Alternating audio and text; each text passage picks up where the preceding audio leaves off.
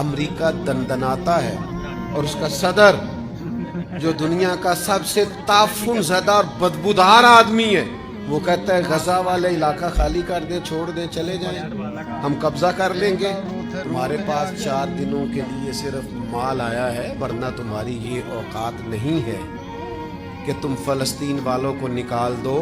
ہوا تھا قبضہ عیسائیوں کا مسجد اقصی پر، لیکن صرف 90 سال گزرے تھے، 90 سال۔ لوگ کہتے ہیں پاکستان میں تقریر کرنے سے کیا ہوتا ہے، میں بتاتا ہوں نا کیا ہوتا ہے۔ اقصی کہاں اور بغداد کہاں؟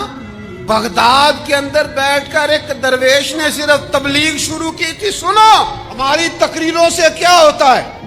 بغداد معلیٰ کی جامع مسجد میں بیٹھ کر ایک درویش نے، غوث اعظم نے، شیخ عبد القادر جیلانی نے تقریر کی تھی، اور 70 سال انہوں نے بغداد میں دین کا کام کیا ہے۔ ایک شخص اپنے بچے کو انگلی سے لگا کے غوث پاک کی محفل میں لایا کرتا تھا، بٹھایا کرتا تھا، لے جایا کرتا تھا، پھر وہ بچہ بڑا ہو گیا، پھر اس نے 70,000 کی فوج بنائی، پھر اس بچے نے فلسطین پر جا کر عیسائیوں پر حملہ کیا، پھر مسجد اقصی کو آزاد کیا۔